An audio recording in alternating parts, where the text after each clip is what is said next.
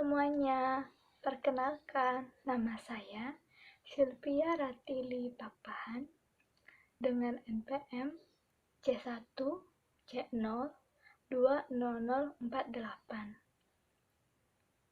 Video kali ini saya akan melanjutkan pembahasan di video sebelumnya dalam part 1, di mana saya sudah menjelaskan sampai dengan perhitungan penilaian inventory atau persediaan.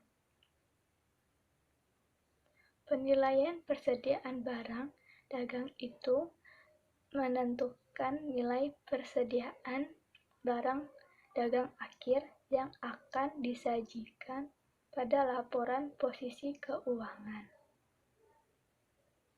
Dalam menentukan penilaian persediaan, kita memerlukan beberapa metode atau pendekatan.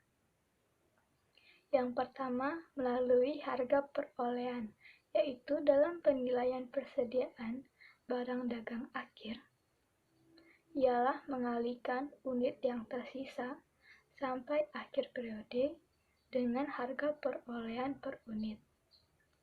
Maka nanti akan dikenal adanya asumsi arus harga perolehan. Kemudian saya akan menjelaskan dampak adanya asumsi LIFO, FIFO, dan rata-rata pada pajak yang dibayarkan perusahaan dan terhadap laba bersih yang dihasilkan. Namun, pada buku FISO menggunakan SAK, IFRS yang dijelaskan hanya asumsi FIFO dan rata-rata, karena asumsi LIFO tidak diperkenankan lagi di dalam SAK IFRS. Selanjutnya, saya akan menjelaskan dampak asumsi FIFO dan rata-rata dengan perbandingan dalam menghitung ending inventory akan berbeda. Kenapa bisa berbeda? Kita ingat bahwa pada perhitungan FIFO, yaitu mengalihkan unit yang tersisa dengan harga perolehan urut terakhir per unit. Karena dalam asumsi FIFO, kalau ada yang terjual, maka yang dihabiskan yang awal.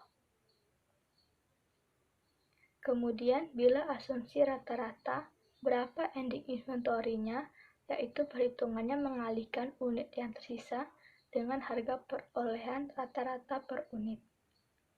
Sebelum itu, kita hitung dulu jika menggunakan metode rata-rata tertimbang. Dalam menghitung rata-rata perolehan per unit, yaitu cost of goods available for sale dibagi dengan berapa unit yang tersedia untuk dijual.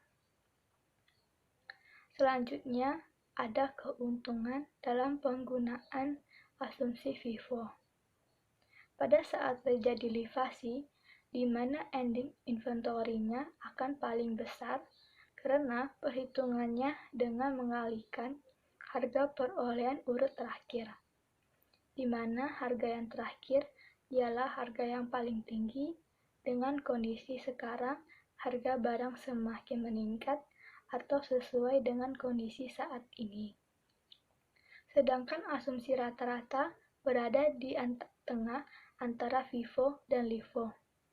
Selanjutnya, untuk persediaan barang dagang akhir dan laba bersih, jika menggunakan asumsi FIFO, hasilnya akan lebih tinggi dibanding asumsi rata-rata dan LIFO. Selanjutnya, standar mengatur kita harus menggunakan asumsi dalam nilai persediaan harus secara konsisten. Tujuannya agar laporan keuangan dapat dibandingkan. Jika kita menggunakan asumsi berbeda setiap tahunnya, maka para pengguna laporan keuangan akan susah untuk memperbandingkannya. Sehingga asumsi arus harga perolehan, metode untuk melakukan penilaian persediaan itu harus dilakukan secara konsisten. Kemudian, inventory error atau kesalahan persediaan, di mana adanya kesalahan dalam menentukan nilai persediaan barang dagang akhir. Apa aja sih yang menyebabkan terjadinya kesalahan, yaitu Bisa jadi karena kesalahan dalam menghitung, kesalahan dalam mengalihkan, dan kesalahan apabila kita menggunakan asumsi FIFO tetapi mengalihkan dengan asumsi LIFO. Hal ini menyebabkan nilai persediaan barang dagang akhir akan salah. Kesalahan yang terjadi ini akan berdampak pada laporan keuangan, baik pada laporan laba rugi maupun posisi keuangan. Kenapa hal itu bisa berdampak?